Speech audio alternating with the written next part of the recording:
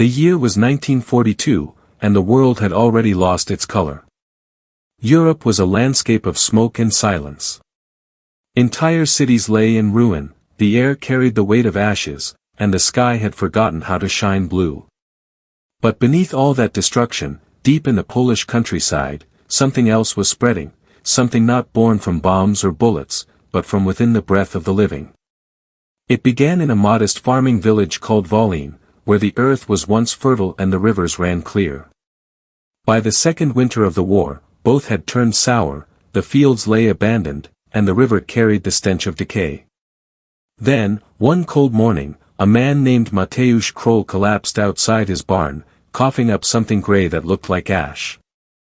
At first, people thought it was just the coal smoke. The air had been thick for months, after all. But when the same gray dust began to pour from his mouth even after death, whispers began to crawl through the village. Some said the Germans had released a chemical weapon. Others said it was divine punishment, a plague sent to cleanse humanity. But the truth was, no one knew. Not yet. Thomas Keller lived on the edge of Wałin, where the forest began. His house was small, a single-story wooden cabin that smelled of pine, smoke, and the faint sweetness of the varnish he used on his furniture. Before the war, he'd been known as one of the best carpenters in the region. But war had turned craftsmen into scavengers. Now he built whatever people could afford, coffins, mostly. Thomas had a wife, Eliza, and 2 children, Marek, aged 10, and Hania, barely 6. Eliza was a quiet woman, the kind whose presence softened even the hardest corners of life. She would hum softly while sewing, her fingers moving gracefully through fabric, as if music lived inside them. Her laughter, though rarer now, still made the house feel alive. For Thomas, they were his entire world. And that world was growing smaller by the day. Each morning, he walked to his small workshop behind the cottage. Sawdust clung to his hair, his sleeves, his breath. But recently, he had noticed something strange. The dust felt heavier, it hung in the air longer, shimmered in the sunlight like tiny flecks of silver. Some days, when the light hit it just right, it looked gray, almost metallic. And when he breathed it in, his chest burned. By early December, half the village had taken ill. The symptoms were always the same: first, a persistent cough. Then, fatigue so heavy it felt as though the body was being filled with lead. Then came the fever, the breathlessness, and finally, the ash. It would begin as a faint dust around the mouth. Then the coughing would worsen until the victim choked out clouds of it, fine, gray particles that settled on clothes and furniture like powder. Even after death, the bodies continued to emit it, as though the plague refused to let go. Thomas tried to keep his family isolated. He sealed the windows with rags and resin, burned herbs that the local healer said would clean the air, and kept the children indoors. But news spread faster than the sickness. The Germans came within days. They arrived in trucks marked with the Red Eagle insignia, faces covered with masks that looked almost mechanical. Behind them came doctors, not village doctors, but men in white coats carrying crates of equipment no one had seen before. They called it Operation Staub, Operation Dust. They quarantined Wałin, posted guards at every exit, and herded the visibly sick into the old schoolhouse on the hill. It was said that no one who entered it ever came out again. Those who tried to escape were shot on sight. Fear became the town's new language. Thomas knew he had to protect his family. He had seen enough death already: his brothers had fallen in the first year of the war, his parents lost to the winter famine. He couldn't lose Eliza and the children too. One evening, as the wind howled outside and the fire in the stove burned low, Eliza sat by the window, her face pale and tired. "Thomas," she said softly, "what if this is more than a sickness?" He looked up from sharpening his knife. "What do you mean? What if it's not the air? What if it's them?" Her eyes flicked toward the window, where the faint glow of German torches moved in the distance. "They come every night now. The trucks. The smoke from their chimneys, it's spreading something. Thomas wanted to dismiss it, but the thought gnawed at him. For weeks, strange smells had filled the wind, sharp, chemical, unnatural. And sometimes, when he worked late into the night, he could hear faint mechanical hums echoing from the forest, near the military outpost the Germans had built. He reached for her hand. "We'll survive this," he said, though his voice trembled. "I promise." Eliza nodded, but her eyes lingered on the gray specks dancing in the firelight. The first snow of the season fell heavy that week. The entire village looked ghostly beneath it, white on white, silent and still. But the peace didn't last. It began with gunshots from the east side of town. Then came the screams. Thomas rushed outside and saw torches moving rapidly toward the forest, soldiers shouting, villagers fleeing. The Germans had found someone trying to escape. The night filled with chaos, boots crunching on snow, dogs barking, and then, the faint glow of smoke rising from the direction of the schoolhouse. Eliza clutched the children close, eyes wide with terror. "They're burning them," she whispered. "The sick ones." Thomas's stomach turned. He could smell it now, the acrid, metallic scent that didn't belong to wood or flesh, but something else. Something engineered. He shut the door, locked it, and barred it with his workbench. They huddled together in the dim light, the sound of muffled explosions echoing in the distance. "Papa," Merrick said, his voice trembling. "Are we going to die?" Thomas forced a smile. "Not if we stay smart. Not if we stay together." But deep down, he knew, whatever this plague was, it wasn't stopping at the village. It was growing. 3 days later, a knock came at their door. Thomas froze. No one knocked anymore. The living whispered, and the dead came silent.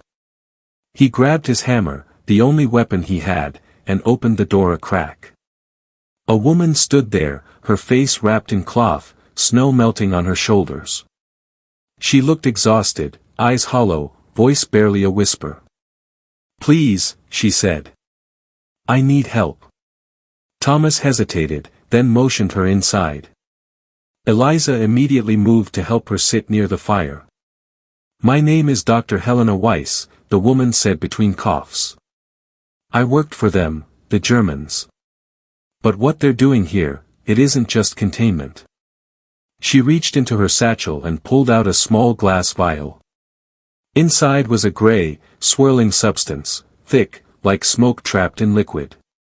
"This," she said, "is what they're testing." Thomas stared at it, horrified. "Testing? On who?" "On everyone." Helena's voice shook. "They call it der Atem, the breath.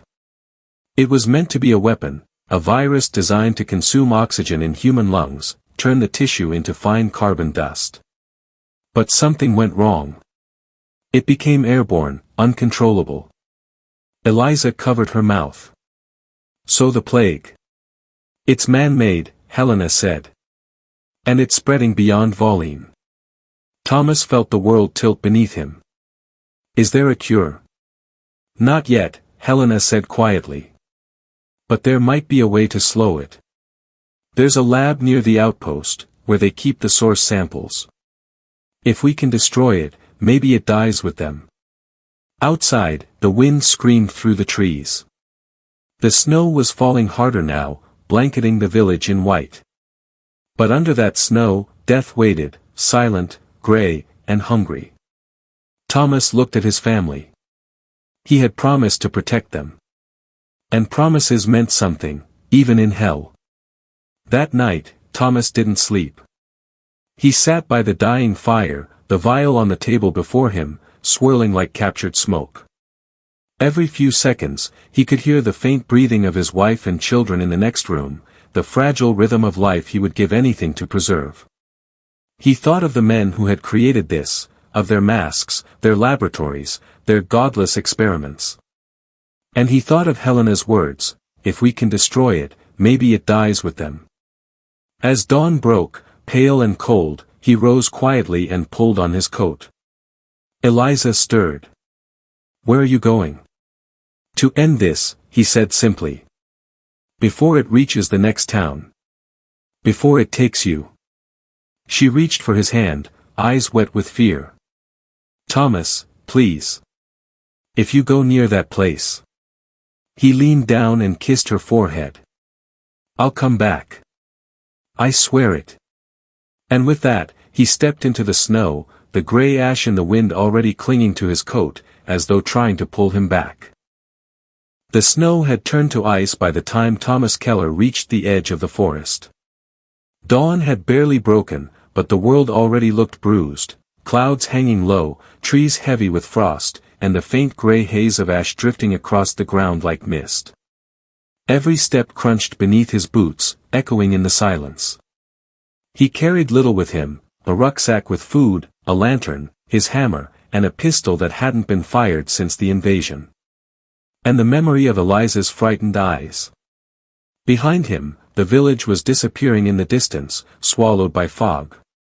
Somewhere out there, soldiers patrolled the road, and in the hills beyond, the German research outpost waited, where the breath had been born. He didn't know if he'd ever see home again. But he walked on anyway. Dr. Helena Weiss met him at the river crossing just before noon. She wore a heavy coat lined with fur, her medical satchel strapped tight across her chest. Her breath came in ragged bursts. "You're late," she said. "Had to wait for a patrol to pass," Thomas replied. "They're tightening their routes." She nodded grimly. "They know the infection is spreading faster than they expected. They'll burn Volley next."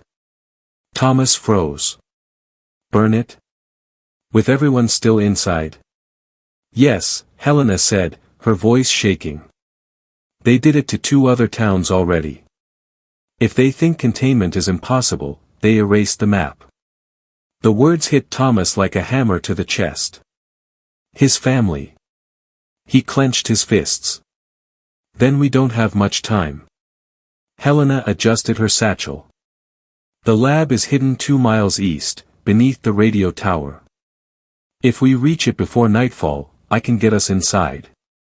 But once we're there," she looked at him. "There's no turning back." Thomas met her gaze.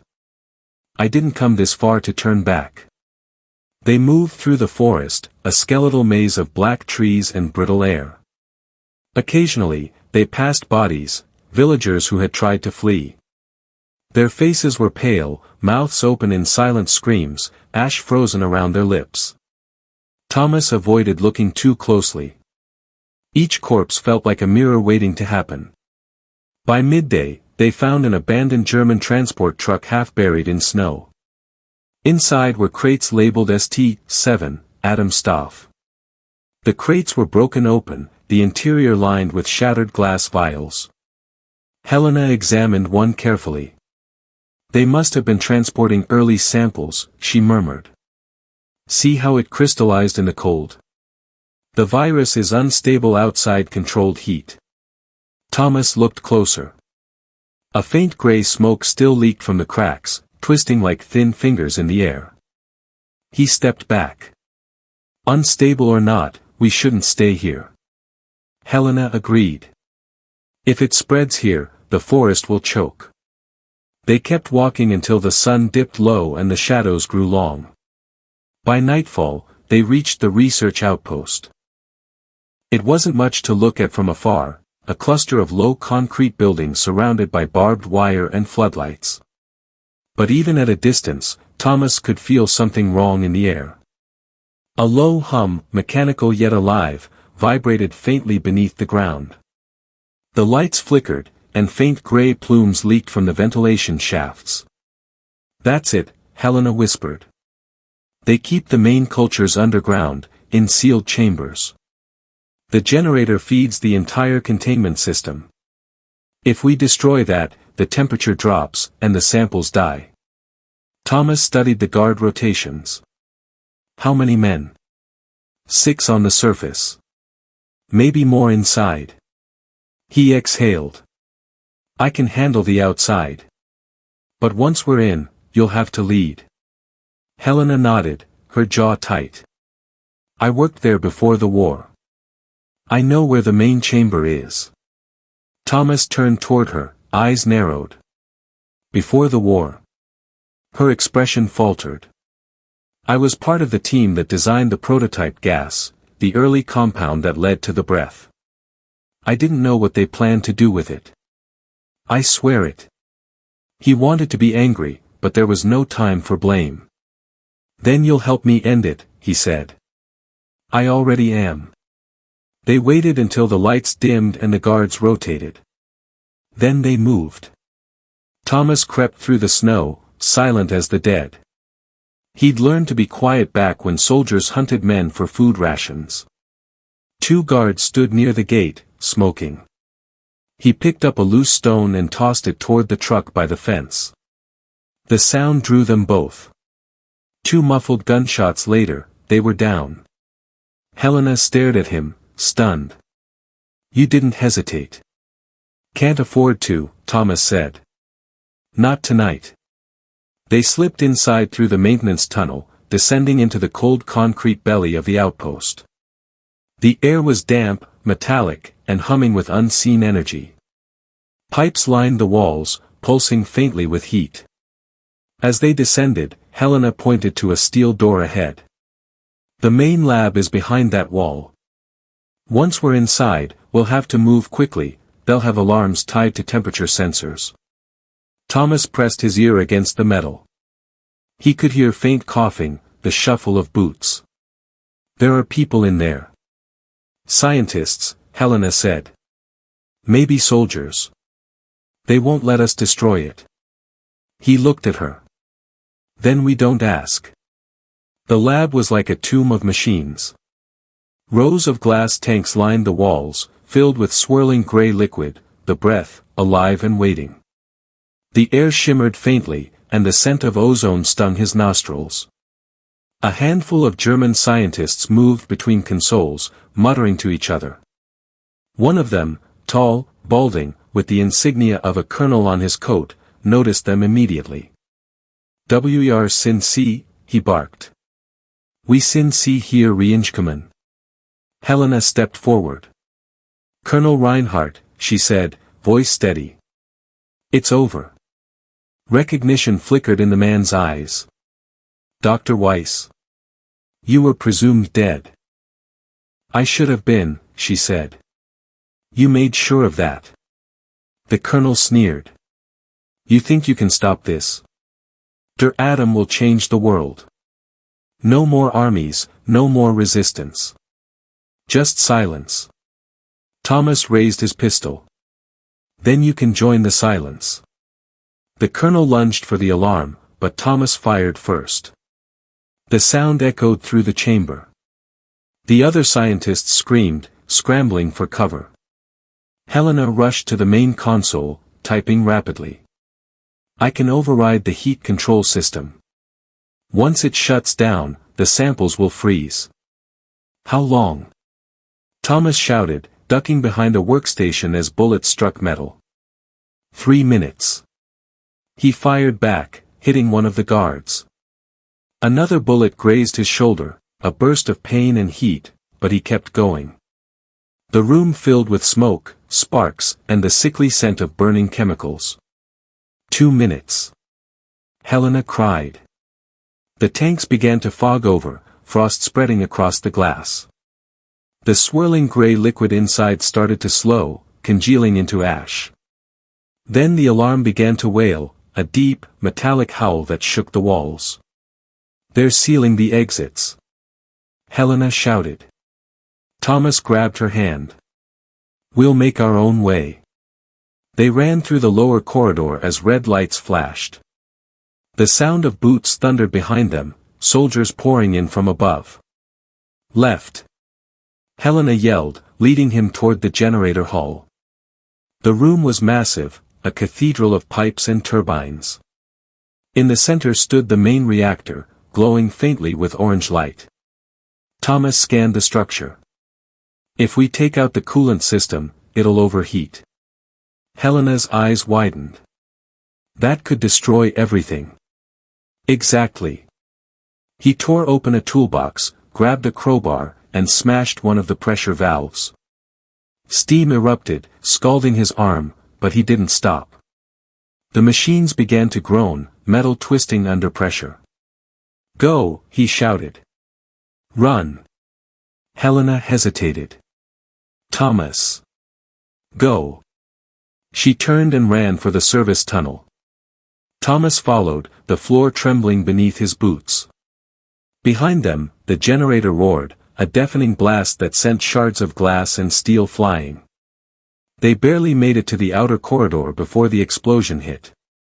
The shockwave knocked them off their feet, throwing them into the snow outside.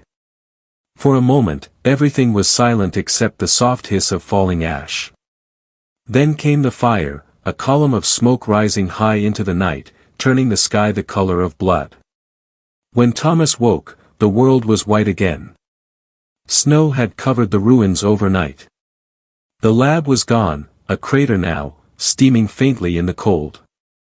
Helena knelt beside him, her hands trembling. "You're alive," she whispered. "You did it." He sat up slowly, pain flaring in his shoulder. "Is it gone?" She nodded. "The main source. The containment chamber melted completely. Whatever samples were there are dead." He looked at the horizon, where the faint outline of Volaine's rooftops was visible through the smoke. "Then we go home." But Helena didn't look relieved. She stared toward the crater. "Thomas, it's not over." He frowned. "What do you mean?" She pulled a small metal case from her satchel, cracked open during the blast. Inside lay another vial, intact, swirling faintly with gray mist. "I found it in the control room," she said quietly.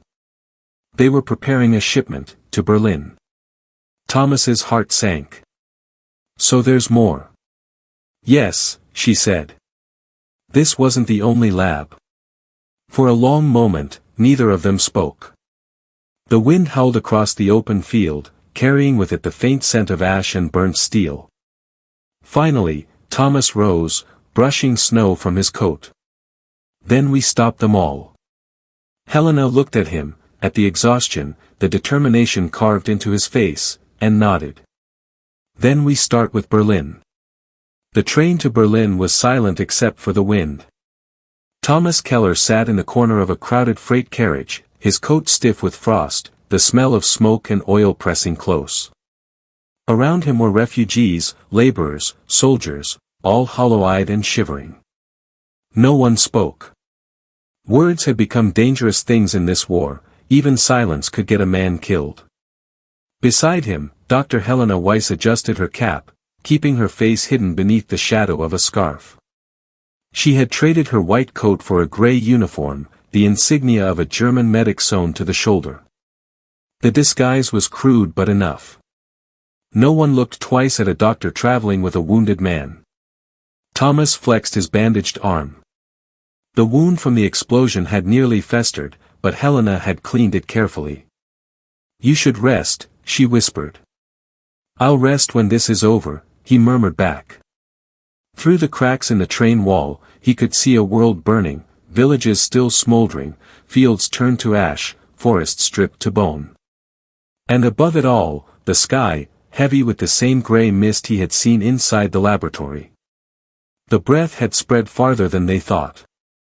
Berlin in 1943 was a monster wearing a mask of glory. Flags fluttered from every building, but the streets were sick, lined with wounded soldiers, ration lines, and propaganda posters promising victory through science. The smell of coal and iron filled every corner.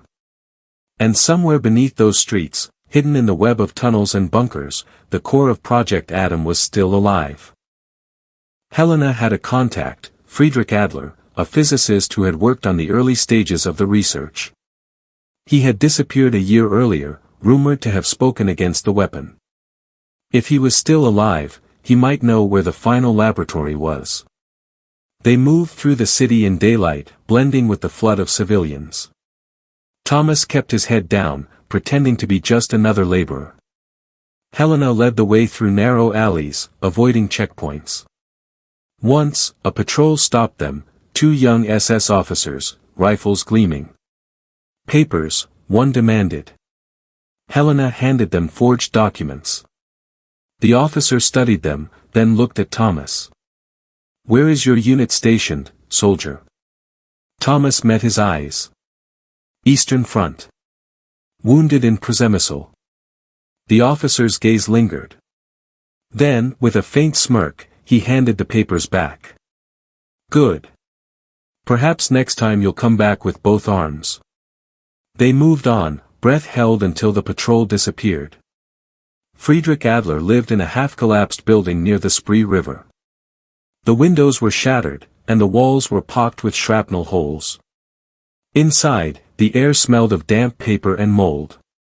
He was thinner than Helena remembered, gray-haired, beard unkempt, eyes darting nervously when he saw her. "Helena Weiss," he said, voice trembling. "I thought they burned you with the others." "They tried," she replied. "This is Thomas Keller. He helped destroy the Volyn facility." Adler blinked. "Then you already know too much." Thomas stepped forward. "We're not here for secrets. We're here to stop it, for good." Adler hesitated, then gestured them deeper inside.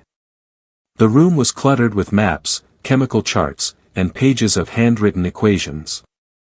In the center, pinned to the wall, was a schematic of Berlin's underground, marked with red circles. "There are 3 laboratories left," Adler said. "Each one feeds into the central vault, Project Ursprung, the origin. That's where the master strain is kept. Destroy that, and the weapon dies." Helena studied the map. "Where?" Adler's eyes flicked toward the ceiling. "Under the Tiergarten bunker, beneath the government's research division. You'll need clearance, codes, and a miracle." Thomas's jaw tightened. "Then we find the codes." Adler shook his head. "You don't understand. They're not just developing the weapon, they're trying to make it evolve. The breath adapts. It learns. It's no longer entirely biological." "What do you mean?" Helena asked. He reached for a jar on the table, filled with a faint, swirling mist. "This was a dormant sample I stole. Watch." He removed the lid for only a second. The mist shivered, then moved. It rose toward the light, twisting like it could see. Helena slammed the lid back on, heart pounding. "It responds to oxygen," Adler whispered. "Almost as if it hungers for it. Every breath we take, it listens." Thomas stared at the jar, then at Helena. "Then we kill it before it listens to the whole world." Adler helped them forge passes and uniforms. Thomas shaved his beard, dressed in a guard's coat. Helena altered her documents to show she had been reassigned to the Berlin medical wing. The plan was simple: enter the Tiergarten bunker posing as staff, plant explosives near the central chamber, and destroy Project Ursprung. "Once it starts burning," Adler warned, "you'll have minutes before the fire eats the oxygen. If the ventilation locks, you die inside." Thomas only nodded. "Then we make those minutes count." Before they left, Adler stopped them. "You're doing what I never had the courage to," he said softly. "But remember, the breath isn't the only poison made here." Helena frowned. "What do you mean?" Adler hesitated, eyes glistening. "They've started testing it on prisoners. Women, children, even soldiers. They think immunity can be bred through suffering." Helena looked away, tears threatening. Thomas placed a hand on Adler's shoulder. "Then we end that, too." The entrance to the Tiergarten bunker lay beneath a nondescript government building. Guards checked papers at every turn, but Helena's uniform drew no suspicion. The corridors were long and sterile, the air faintly humming with machinery. They passed laboratories where men in white coats handled sealed vials under glass domes. One room contained bodies covered with sheets, some small, unmistakably children. Thomas's stomach churned. Helena's hand trembled as she adjusted her mask. At the end of the corridor, a steel door bore the symbol of a black serpent, Project Ursprung. Helena swiped her stolen keycard. The lock clicked open with a hiss. Inside, the chamber was vast. Dozens of glass tubes lined the walls, each containing a swirling gray vapor, pulsating faintly with its own light. In the center stood a massive cylinder connected to pipes that snaked into the ceiling. The air was cold and sharp, carrying that now familiar metallic tang. "This is it," Helena whispered. "The origin." Thomas scanned the room. "Where's the power feed?" "There," she pointed, "a control console by the main reactor. We overload it, ignite the fuel line, and run." He began placing the explosives Adler had given them, careful and deliberate. Helena monitored the console, typing in override codes. The system responded in cold German text, temperature control disabled. They were almost done when a voice cut through the chamber. "Dr. Weiss," it said. "You never could resist returning to your sins." Helena froze. From the shadows stepped a man in a black uniform, tall, precise, Colonel Reinhardt. His face bore the scar from Volline, a fresh burn tracing his cheek. "You survived," Helena breathed. Reinhardt smiled coldly. "You destroyed one laboratory. But the breath spreads, Doctor. Even now, it drifts over Europe, unseen, unstoppable. You can burn this place, but you can't burn the air." He turned to Thomas. "And you, the carpenter. You think you're saving your family? You're only delaying their suffocation." Thomas raised his pistol. "Maybe. But I'll make sure you stop breathing first." Reinhardt drew his gun, firing first. The shot grazed Thomas's arm. Helena dove behind the console, hitting the emergency override. The reactor began to roar, red lights flashing across the walls. "Thomas," she shouted. "The charge is armed." Thomas fired again, hitting Reinhardt in the shoulder. The colonel staggered, laughing. "Fools. You'll die with me." "Maybe," Thomas said, but not quietly. He kicked open a fuel line, sparks leaping. The vapor inside ignited instantly, a sheet of fire rolling through the chamber. Glass tanks burst one by one, gray smoke spilling like ghosts. The breath rose in swirling clouds, only to burn away in the inferno. Helena grabbed Thomas's arm. "We have to go." They ran as the world collapsed around them, steel melting, alarms blaring, the walls shuddering under pressure. Behind them, Reinhardt's screams were lost in the roar of flame. The corridor ahead began to crumble, but they pushed through, choking on heat and smoke. The last thing Thomas remembered before the explosion was the blinding white of fire swallowing the dark. He woke in the ruins hours later. The sky above was black, glowing faintly red from the fires below. Berlin burned, block after block. Sirens wailed in the distance, but no one came near the crater that once held the bunker. Helena lay beside him, coughing weakly. "We did it," she whispered. Thomas looked at the horizon. "Is it gone?" "For now," she said. "The main strain is destroyed. The others will wither without it." He helped her sit up. Snow began to fall, gray snow, tinged with soot.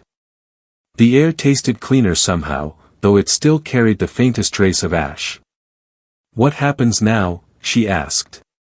Thomas thought of Eliza, Merrick, and Hania, waiting, maybe still alive, maybe not. He looked toward the east. "We go home." Helena smiled faintly. "Home. I almost forgot what that word feels like." They began walking through the rubble, two silhouettes swallowed by smoke and falling snow. Behind them, the city that birthed death smoldered quietly, and for the first time in years, the wind carried not the breath of the dying, but the whisper of survival. The war was ending, but the world didn't know how to breathe again. Months had passed since Berlin burned, since the underground laboratories and the monsters who built them were reduced to molten steel and silence. Yet, even as Allied forces swept across Europe, the breath still haunted the air like a memory that refused to fade. For Thomas Keller, survival no longer felt like victory. He and Dr. Helena Weiss had made their way east, traveling through a continent scarred by plague and war. Villages lay hollow, cities were skeletons. The snow that once carried ash now carried only quiet. But somewhere beyond the rivers, beyond the forests of ruin, was home, Volline. Or what was left of it. They walked for days through the desolate countryside. Horses pulled carts filled with corpses and refugees. Burnt fields stretched for miles, and the air smelled faintly of rust and rain. Every now and then, Thomas caught glimpses of children, barefoot, eyes too old for their faces, staring at him as though he were a ghost passing through their world. "Do you ever think," Helena said one morning, "that we might not recognize home when we see it?" Thomas adjusted his pack. "I think we'll recognize the feeling. That's enough." She gave a sad smile. "You still believe in feelings?" "I have to," he said simply. "It's all I've got left." They crossed a river where the bridge had been blown apart. The water below was black with debris, metal scraps, helmets, bones. Helena slipped on the rocks, and Thomas caught her hand. "Careful," he said. "The world's not done trying to kill us." "Then it's consistent," she muttered, and he almost laughed. That night, they found shelter in an abandoned farmhouse. Thomas lit a small fire while Helena tended to his shoulder wound, still stiff from the fight in Berlin. The flames cast soft light on her face, and for a moment, the horror of war seemed far away. "You could stay," she said quietly. "Find a new life somewhere safe. Poland's broken, Thomas. You don't owe it your ghost." He stared into the fire. "I owe it my family." Helena didn't argue. She just nodded, understanding too deeply what it meant to be haunted by love. They reached Volline by the first thaw of spring. The village looked nothing like the one Thomas remembered. The snow had melted into muddy rivers, carrying away what was left of roofs and fences. Most houses were nothing but shells. The church steeple leaned sideways, its bell long gone. He stopped at the edge of the main road. His breath caught. The air was still, no wind, no birds. Only the faint creak of broken doors swinging in the breeze. Helena followed behind, stepping carefully over debris. "Thomas," she began softly. He didn't answer. He was already walking toward his house. The door was gone, replaced by a jagged frame of splintered wood. Inside, the workshop lay buried under months of dust and snow. The smell of pine and varnish had faded, replaced by the sharp, sterile scent of emptiness. He found Hania's doll under a pile of boards, the one with the missing eye. He brushed off the dust, his fingers trembling. "Maybe they made it out," Helena said behind him, her voice gentle but uncertain. He didn't reply. Upstairs, he found Eliza's sewing table still by the window, the chair overturned. A single spool of red thread sat in the center, unwound, trailing to the floor like a vein. He picked it up and closed his eyes. For a long time, neither spoke. The house, once filled with laughter and warmth, was now just a grave made of memories. Finally, Helena placed a hand on his arm. "Thomas, there's something outside." He followed her to the edge of the forest, where a crude line of wooden crosses stood in the earth. There were no names, only numbers carved by trembling hands. The village's dead. The plague's last breath. Thomas knelt before them, his eyes tracing each mark. Then he saw it, one cross smaller than the rest, the wood still newer, carved with 3 initials. E. K. M. K. H. K. His vision blurred. He reached out and touched the letters, fingertips trembling. The world went silent except for his breathing, shallow, unsteady. Helena said nothing. She simply knelt beside him, bowing her head. When he finally spoke, his voice was raw. They didn't make it. Helena swallowed hard. Then they're free of it now. Free of all this. He clenched his hands into fists, nails digging into his palms. I promised I'd come back. I promised. You did, she said softly. You came back to end what took them. He looked up at the gray sky. The wind carried faint whispers through the trees, almost like voices, laughter, once familiar. For the first time, he allowed himself to cry. In the days that followed, Thomas helped bury the remaining bodies scattered around Wartime. The air was clearer now, no ash, no sickness. The trees were budding again. Life, cautious and fragile, was returning. Helena stayed with him. She catalogued what she could for the Allied relief teams that would eventually arrive, the burned archives, the traces of the experiments. But her nights were restless. She would wake suddenly, gasping, as if hearing something in her dreams, the faint hiss of the breath returning. It's not gone, she said one evening, sitting by the fire outside the workshop. Not completely. You can destroy a body, but not an idea. Someone, somewhere, will try again. Thomas looked into the flames. Then we'll stop them. We? She asked, raising an eyebrow. He nodded. You saved me more times than I can count. Seems fair I return the favor. She smiled faintly. You plan to turn into a soldier, Thomas Keller? No, he said. Just a man who's tired of running. Weeks later, Allied trucks arrived, British medics and Polish resistance officers. They brought food, medicine, and the first signs of hope in years. Among them was a communications officer who offered to send letters for survivors. Thomas wrote 3. The first was to Eliza, a letter he knew would never be read. He wrote about the day he found their home, about how the spring sunlight still fell through the same window she used to sit beside. He wrote about Marek's laughter, about Hania's doll, and about how he'd finally kept his promise, even if it was too late. The second was to Friedrich Adler, whose fate they never discovered after Berlin. He thanked him for his courage, for the map, for proving that even those who built monsters could choose to destroy them. The third was to himself. He wrote, when the world forgets this, remember that we were here. That we breathed when others couldn't. That love, even covered in ash, still lives. He sealed the letters and buried them beneath the oak tree by the river. By midsummer, Wartime had color again. Grass pushed through the blackened soil. Birds returned. Children from nearby towns wandered in, laughing, rebuilding what they could. Life had a way of reclaiming even the graves of gods and men. Helena decided to stay for a while.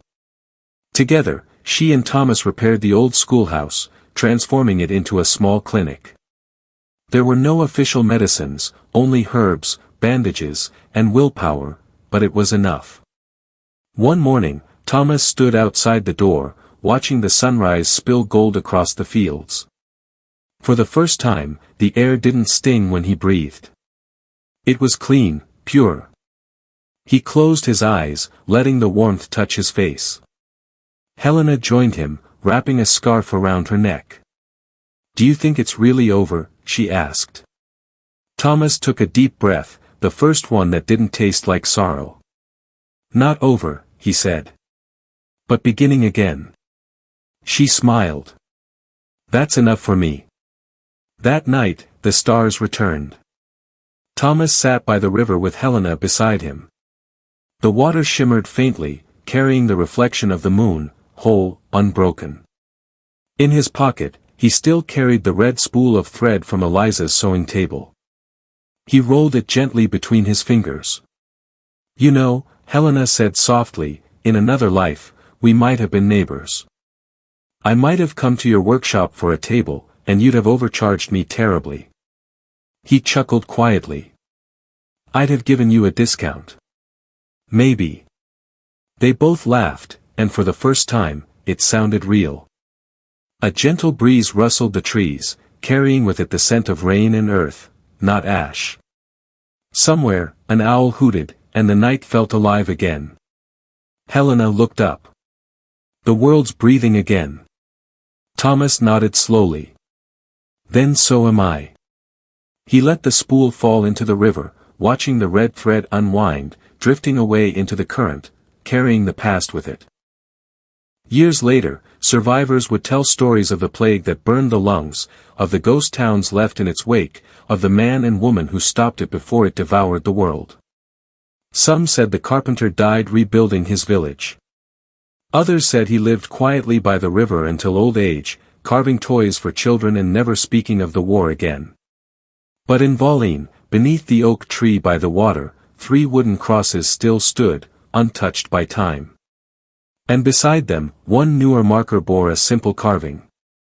For those who breathed when the world could not.